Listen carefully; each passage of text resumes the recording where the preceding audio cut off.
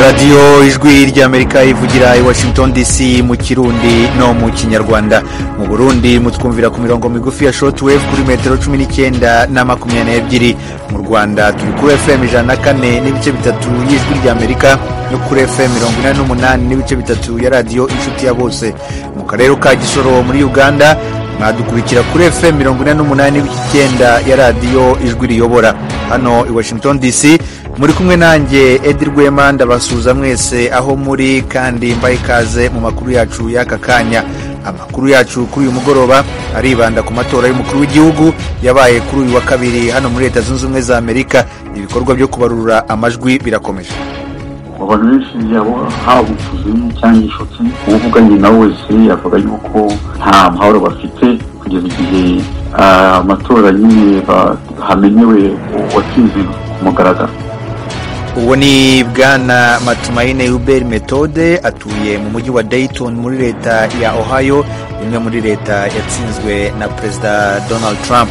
Hagati aho Leta Zunze Ubumwe za Amerika zasohotse ku mugaragaro mu masezerano y'Ipari yo kurwanya ihindagurika ry'ibihe. Aya makuru n'ayandi ni mukanya mugume ku maradiyo yanyu.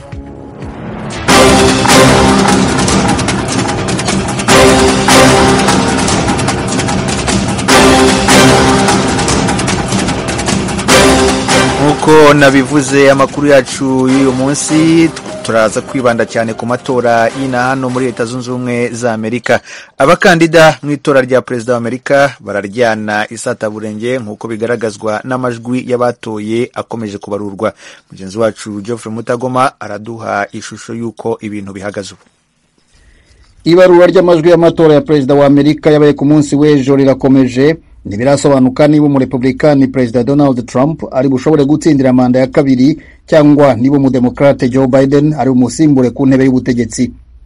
Muri bombi nta urashobora kubona amajwi 270 asabwa kugira ngo umukandida yegukane umwanya wa perezida.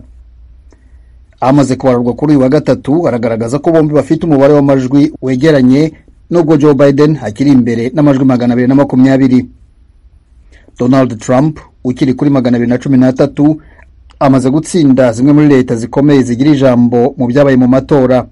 Ku rundi ruhande aracyari n'amajwi atarabarurwa bikekwa ko yakongerera Joe Biden amahirwe. Ayo nayo abatoye imbere yoherejwe mu iposita kubera ikibazo cy'ikiza cya virusi ya corona. Nubwo bimeze bityo Perezida Donald Trump yagaragaye kuri wa gatatu mu gitondo avugira imbere y'ingoro ya Perezida wa Amerika ko yizera ko yatsinze amatora. Yavuze ko ashaka kugana urukiko rw'ikirenga ngo rusabe guhagarika ibarura ry'amajwi rikomeje muri za leta zimwe na zimwe aho yarari ku isonga, ariko bikekwa ko iryo barura riramutse rikomeje Joe Biden ashobora kumunyuraho. Joe Biden nawe yavugiye ijambo mu mujyi atuyemo wa Wilmington muri leta ya Delaware ashima abamushyigikiye ababwira ko bakwiriye kugumana icyizere ko ari butsinda amatora. Abashinzwe kwamamaza Joe Biden bavuze ko iryo jambo rya Perezida Trump rikojeje isoni kandi rigamije kubuza abanyamerika uburenganzira bwabo bwo gutora. Dukosore gato ayo majwi y'intumwa Joe Biden afite kugeza muri aka kanya ni 227 kuri 213 aho kuba 220 nkuko mugenzi wanjye yari yibeshyeho gato.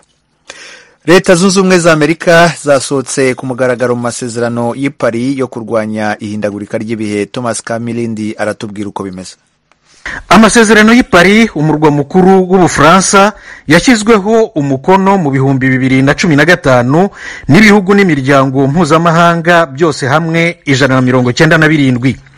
President Trump wa Leta Zunze Ubumwe za Amerika yatangaje bwa mbere mu kwezi kwa gatandatu mu 2017 ko ateganya kuyavanamo igihugu cye, avuga ko kuyashyira mu bikorwa byangiza ubukungu bwacyo. Ku itariki ya 4 y'ukwa 11 mu 2019 guverinoma ye yandikiye ku mugaragaro umuryango w'abibumbye koko isohotse mu masezerano y'Ipari.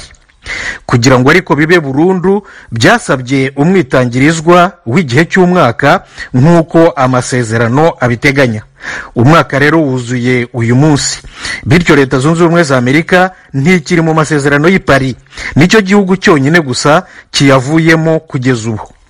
Biteye icyuho kinini mu ngengo y'imari nk'uko Patricia Espinoza na Tanguy Gahuma Bekele babisobanura.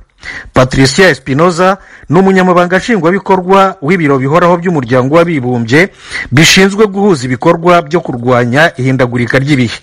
Naho Gahuma Bekele ni umuyobozi w'itsinda rya Afurika mu biganiro mpuzamahanga ku mihindukire y'ibihe. Guverinoma ya leta zunze ubumwe za Amerika yo ku gihe cya Perezida Barack Obama yari yemeye gutanga amadolari miliyari 3 yo gutera inkunga ibihugu bikennye mu bikorwa byo kurwanya imihindukire y'ibihe. Kugeza ubu Amerika imaze gutanga amadolari miliyari 1 gusa, bivuze ko ziriya miliyari zindi 2 z'amadolari zitakibonetse kubera ko Amerika isohotse mu masezerano y'i Paris. Polisi mu gihugu cya Cote d'Ivoire yagose ingo z'abayoboye abatavuga rumwe na leta. Mugenzi wacu Fideli Niyongabo aduha ibindi. Igipolisi cyakikuje ingo z'abayoboye abatavuga rumwe na leta babiri ku munsi wa kabiri. Ni nyuma y'uko leta ibagirije ko barondeye gushiraho leta yabo inyuma y'uko Perezida Alassane Ouattara atsinze n'amajwi menshi cyane amatora yabaye ku munsi wa gatandatu w'indwi irangiye. Ivyuko bahagaritswe ntivyamenyekanye buno nyene, yamara ingingo yo gukikuza ingo zabo yongereje guhangana gukomeye hagati y'abatavuga rumwe na leta ya Perezida Ouattara ku ngingo yiwe yo kwitoza mu kiringo kigira gatatu. Abantu barenga 35 baramaze kwicwa kuva mu kwezi k'umunani, harimwo abagera kuri 5 bishwe ku munsi w'amatora. Hanze y'inyubako ya Henri Konan Bedie yahoze ari president iri ku mugwa mukuru w'ubudandaji Abidjan, abapolisi bararashe imyuka ibabaza mu maso mu ntumbero yo gushwiragiza abamucigikiye hamwe n'abamenyesha makuru. Inyubako y'uwundi mukandida atavuga rumwe na leta Pascal Afingwe Sam yahoze ari umushikiranganje wa mbere nayo nyene yarakikujwe n'igipolisi. Umutambukanyi wiwe Angeline Kili yavuze ko badashobora gusohoka inzu ya Asua Adu ayoboye umugambwe ushigikiye Laurent Gbagbo yahoze ari president nayo nyene yarakikujwe n'igipolisi.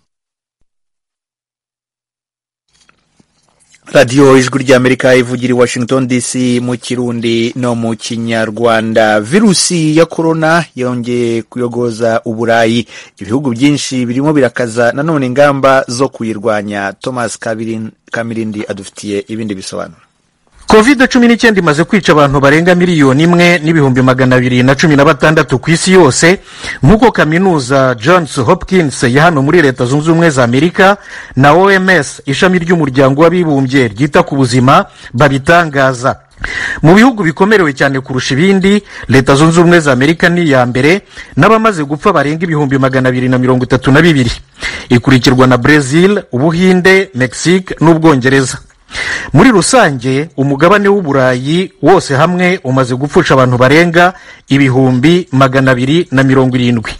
Ibihugu byinshi bimaze gusubizaho ingamba zikaze cyane zo kurwanya iyi virusi, zirimo gufunga ibice bimwe na bimwe byabyo cyane cyane mu mijyi.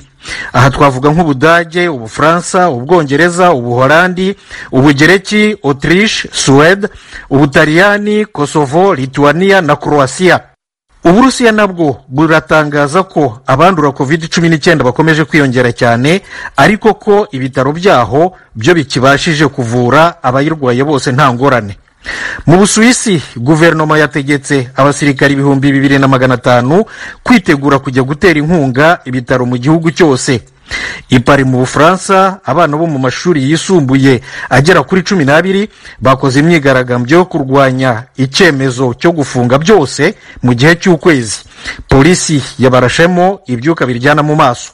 Bamwe mu banyeshuri batawe muri yombi, byibura 40 muri bo baciwe ihazabu ingana n'amadolari hafi 160 buri muntu kubera kurenga ku mabwiriza yo kurwanya COVID-19. barakoze bagenzi bacu batugejeho amakuru avugwa hirya no hino ku isi. Tubibutse ko iyi mwumva ari radiyo ijwi ry'Amerika ivugira i Washington DC mu Kirundi no mu Kinyarwanda. Mushobora kandi kudusanga ku mbuga nkoranyambaga zacu arizo Facebook, Twitter, Instagram na YouTube kuri adresi ya VOA radio yacu. Mushobora kandi kumva ibiganiro byacu munyuze kuri internet yacu kuri wa3.radio.voa.com. Mukanya turajya amakuru arambuye.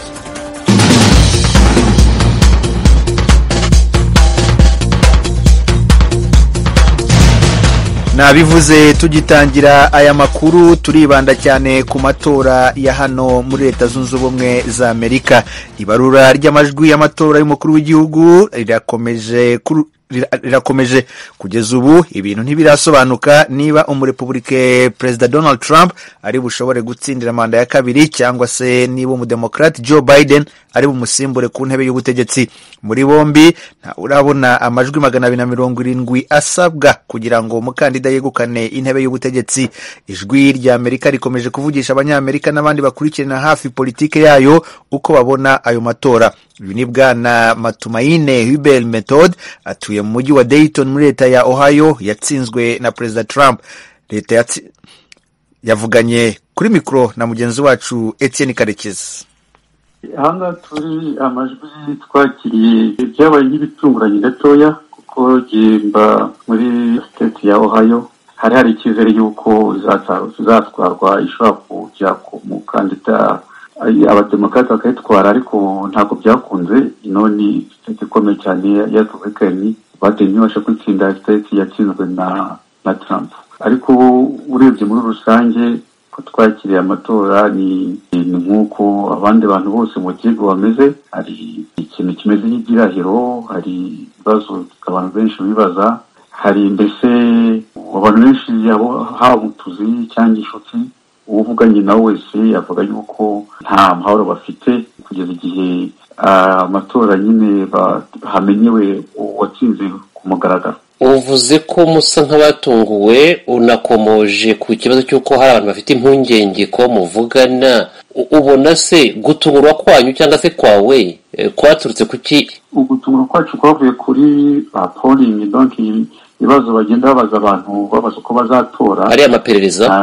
Ari amaperereza agirwa mbere y'amatora, ubona ameze nk'aho agenda amatora yaba azagenda yegukira abademokrate abantu bo kwa Biden, ariko siko byagenze. Akenshi ari amaperereza harugo bibeshya, bakunda bajya bibeshya bijya bibaho, kandi hari abo dukeka yuko hari ibintu byagiye bivugwa ese abantu nibajya gutora hari ibibazo bizaba, hari ishobora abantu bagize ubwoba rwose nibatora. Natwe twagiye gutora twigengesereye twiteze ko hari ikintu cyatubaho, ariko ibyo ntibyabonetse, ntibyabaye cyane nk'uko byavugwaga.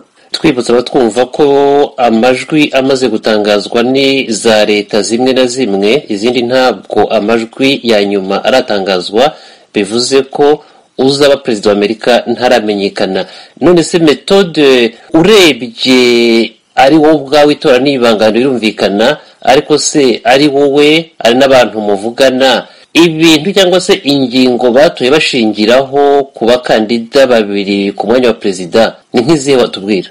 Ingingo ikomeye nyamukuru abantu baganiragamo nabyo bagendaga babaza abantu bose bagenda mu z'ingenzi. Hanga twagendeyeho hari kino cyago cya corona, ukuntu mbese ibisubizo ko leta byitwayemo, ibisubizo ko babyifashemo, ubwo nyine bikaba ikibazo cya corona cyagiye no kubyerekeye economy, ukuntu bavuga neza mu Kinyarwanda. Ubwo rero byagiye bijyana ubukungu bwarazahaye cyane, none n'amagara y'abantu. Urebye ikintu gikomeye nyamukuru hangaha aho ndi abo tuganira byari ibyerekeye ubuzima, ubukungu, noneho no kwivuza, byerekeye kubona ubwishingizi.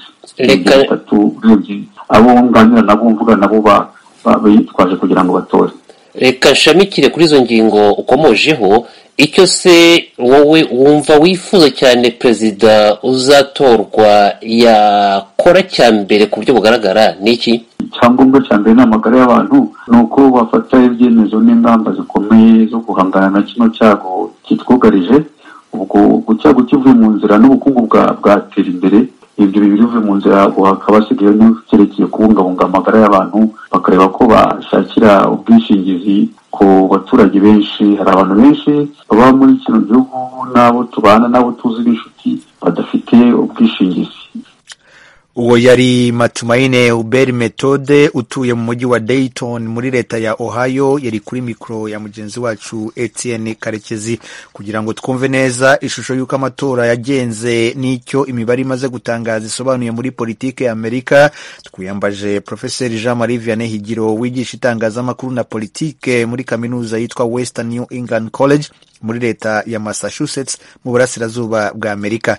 Nawe yari kuri mikro ya mugenzi wacu Etienne Karekezi. Ikigaragara nuko bombi bashobora gutsinda, kuko hari leta zisigaye zatangaza amajwi ku buryo ntabwo bavuga ngo amahirwe nayanaka, buri wese aracyafite amahirwe. Birumvikana amajwi arahinduka umwanya ku wundi, ntawamenya aho bigenda byerekeza. Ariko se mushingiye ku bihe byashize uko amajwi ashobora kujya hamwe akajya ahandi, murabona igisigaye ari kuri buri mukandida? Biriya uko nabibonye ntabwo bihuye n'ibyo twari tumenyereye, kubera ko abantu benshi bakoresheje impapuro aboherereje. Hari abatekereza ko ibyo byakozwe kubera iki cyorezo turimo, hari abatekereza kubera ko izo mpapuro bagiye bazohereza abantu ashobora kuba harimo uburiganya. Nta gitangaza rero cyaba kirimo, ubonye ko ibibazo bimwe bishobora kujya mu nkiko no gutangaza uwatsinze ntibibe vuba, kubera nyine ko icyo kibazo gishobora kubanza kunyura mu nkiko, cyane cyane ko nibitagaragara neza ko hari uwatsinze, icyo gihe bishobora kubanza kunyura mu nkiko. Muri make muragira muti amajwi ataremezwa ataratangazwa ku buryo bugaragara ari muri za leta z'ibikonyozi, ndavuga Arizona, ndavuga leta ya Wisconsin, Michigan na Pennsylvania, ko ari amajwi ashobora kugibwaho impaka bigatinda. Ashobora kugirwaho impaka bigatinda. Ubwo rero izo za leta zisigaye urebye nizo ziri buze kwerekana ku buryo budasubirwaho uwatowe. Nizerekana ku buryo budasubirwaho uwatowe, urumva ko inkiko ntabwo ziri buze kuba zikenewe. Ubu rero biracyari kare kumenya niba inkiko ziri buze kubizamo. Professor Higiro, mwigisha itangazamakuru n'ibirishamikiyeho bijyanye na politiki ubwayo nyirizina, isomo mwatubwira abantu bakura kuri aya matora aho bigeze aha ni irihe? Isomo rya mbere ni ku byerekeye itangazamakuru. Kuva mu kwezi kwa gatandatu itangazamakuru ryavugaga ko abademokrate bazatsinda kandi bagatsinda ku buryo budasubirwaho. Bakora n'amaperereza, ariko ntabwo ariko byaraye bigenze, ntabwo ariko byagenze.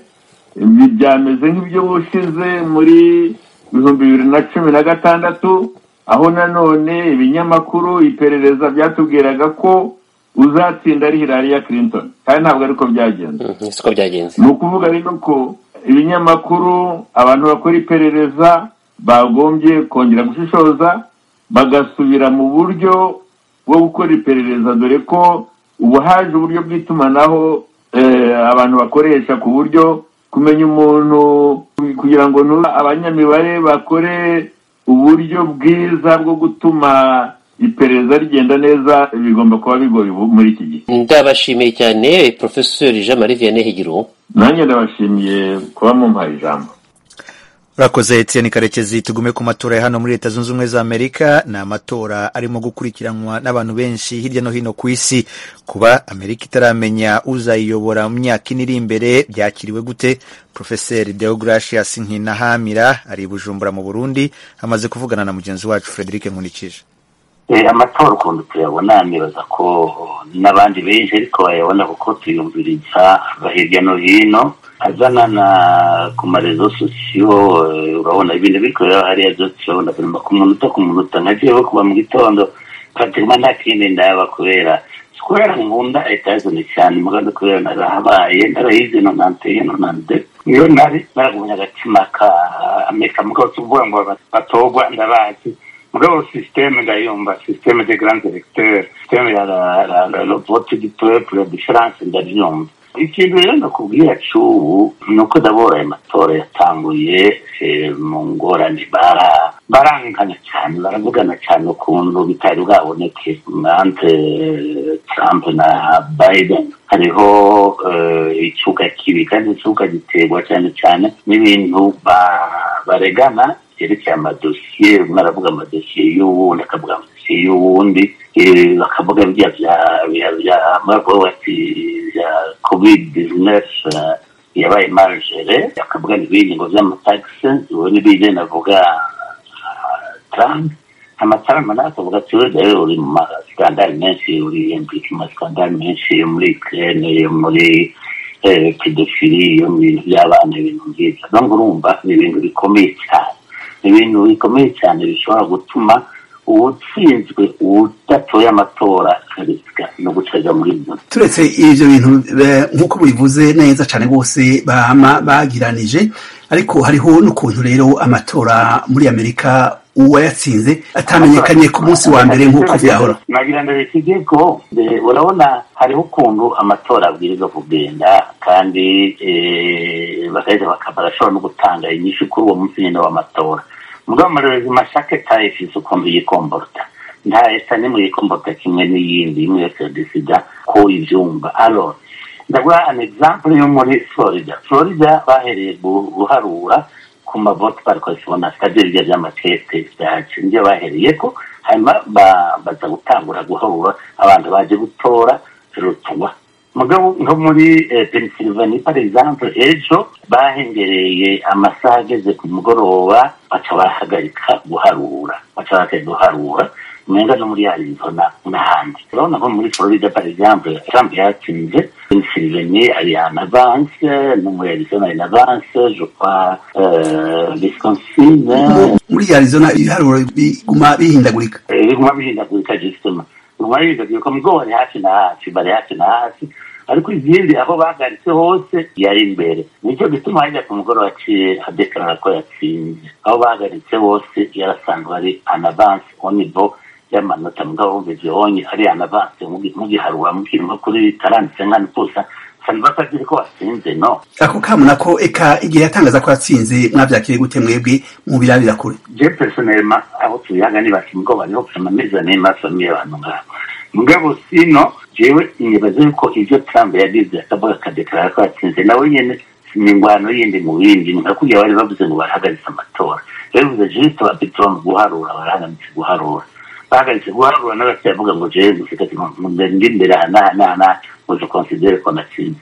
Mugabo ivyo nibaza ko atari byiza, si byiza no kurindira bigahera hanyuma ndagaheza kitwara niba vise de preuve surtout nk'abo bahagaritse guharura bakabaza bituma bagatanga ivyo sinabisigira byo muri Amerika mais toujours dire que c'est normal sanzwe kubahagarika gutora bariko guharura bariko baraharura un vrai problème. Kandi none urabona mu bisanzwe ukuri mu matora en politique c'est vraiment compliqué dans le monde entier. Mugabo twe twagize ko muri Amerika bidashoboka twatuzi ko ibyo guhagarika ngo iyo cyangwa batisha ari ibintu muri Afrika dans le monde cyangwa handi. Guhagarika mu ntumbero kugira bibe n'ibintu bidashoboka ngaha muri Amerika kuko hari abantu benshi babajejwe ico gikorwa cyo kuracungira. None mu gusozera kuri ikiganiro ikintu mwibaza kizohava gishika muri aya matora n'ikihe muriteze ko muravye murabona ko uwatsinze amatora azotangazwa vuba? Oya ukuri cyembana bitazotangazwa vuba kuko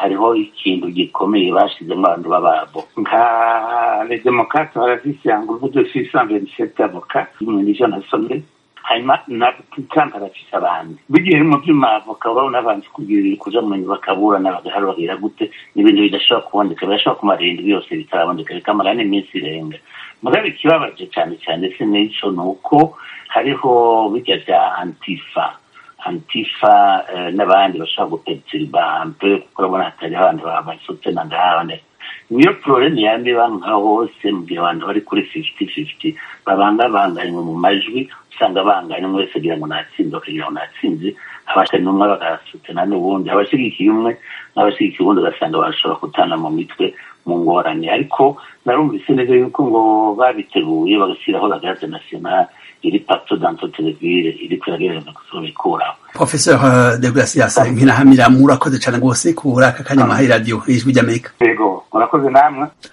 Urakoze nawe Frederic. Mu majyaruguru ya Leta Zunze Ubumwe za Amerika mu gihugu cya Canada nabo bafite uko babona amatora ya hano muri Leta Zunze Ubumwe za Amerika. Mu kanya mugenzi wacu Fidel Niyongabo amaze kuvugana n'umunyakanada Emmanuel Nkurunziza ufite inkomoko mu Burundi. Uyu ni umuhanga mu gusesengura ijambo. Murakoze. Ku ruhande rwacu amatora ariko araba mu gihugu kibanyi cya Leta Zunze Ubumwe tuyakurikiranira hafi cyane kuko nk'uko bakunda kubibona ko mbere bavuga bati iyo akamangu gateye kuba hari indiyano inkorora icishika muri Afurika yo hagati twe natwe iyo Leta Zunze Ubumwe zikora natwe bakamangu karadufata bavunika tugacumbagira ni ukuvuga yuko ibera muri Leta Zunze Ubumwe turabikurikirana kugeza ukuntu tutaramenya uburyo gutahukana intsinzi biduhagarika ku mutima nk'uko bere tubivugana babibona kuko bwa mbere na mbere intwaro yahahora ibintu no kubivuga uko biri nk'ababanyi ba Leta Zunze Ubumwe turakurikirana ingorane ziri mu gihugu cya Leta Zunze Ubumwe aho benshi bidogera ubutegetsi bwari buhasanzwe ubwinga abashyigikiye uwahoze atwara ubu nako agitwara Donald Trump bagira bati ahubwo niho twisubira gufata mu minwe igihugu cacu mubona kijya kivugo cy'abagendera kati let's make America great again we yabagira ati tugomba tugusubira kugira igihugu gihangana nko twahoze twebwe rero tukaraba uko guhangana